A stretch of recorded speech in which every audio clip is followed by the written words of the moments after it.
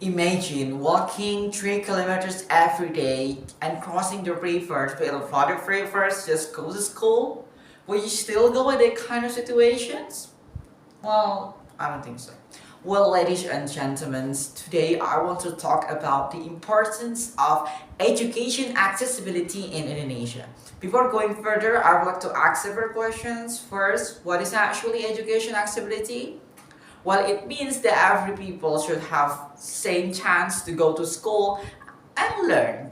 And what is this importance? Well, because education help us grow and understand the world, and the point is make a better futures. And where is the bad education's accessibility happens? Well, it happens in our country, in Indonesia, especially in remote areas. And when is the right time to fix the bad education problem? The bad education accessibility in Indonesia? Well, it is now. It is now, especially before we reach the 2045 when Indonesia hopes to be a strong and developed country. And for the next question is, who is involved in this movement in changing or to make education better? Well, the teachers, the students, the government, of course, and all of us in society. Well, for the last question is, how can we solve the problem? The problem of bad education accessibility in Indonesia. Well, let's talk more about it right now. Ladies and gentlemen, let me continue my story about the beginning of my speech. In East Seram Regency, Maluku, in Tobo Village, the students have to walk 3 kilometers every day and cross the river just go to school. And in the rainy seasons, well, yeah, the river is flooded. And in 2020, a video went viral where the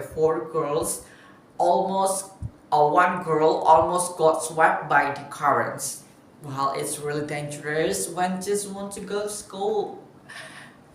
See how hard they have to go to school.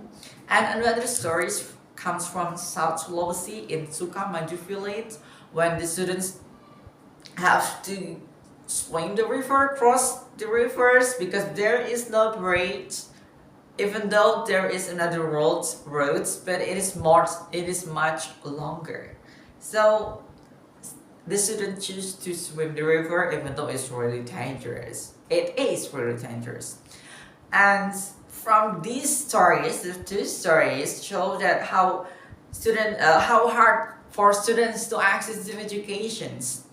And ladies and gentlemen, we say or we have a vision, we want to Indonesian goal by 2045, but to see that we cannot reach that dreams if we do not concern about education's access, and also we treat education like an experiment.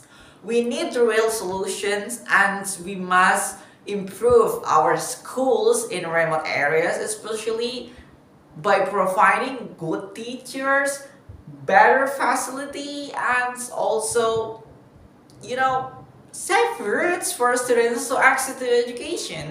This is very important, how they can reach or access to education if the way or the path is inaccessible. And then for the government, please, I just say, please stop changing the curriculum or the system of education every time the new leaders comes.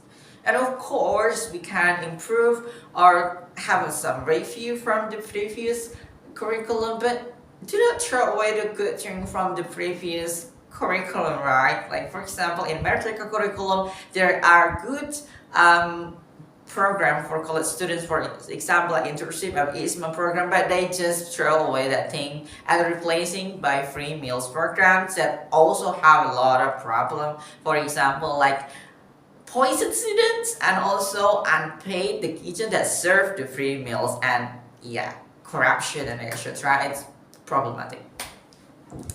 And can we just focus on what really matters right now, which is giving the better educations and make it education is easier to access for all, especially in remote areas. Well, ladies and gentlemen, in conclusion of my speech, that if we really want to reach Indonesian goal by 2045, we must put education first. There is no other way. That is the way. But sadly, today, education is not treated as the most important thing. So, yeah. We as students, as the teachers, as the educators, or people, we must do our part best for the improvement of our educations, especially access for educations, even though the government fails.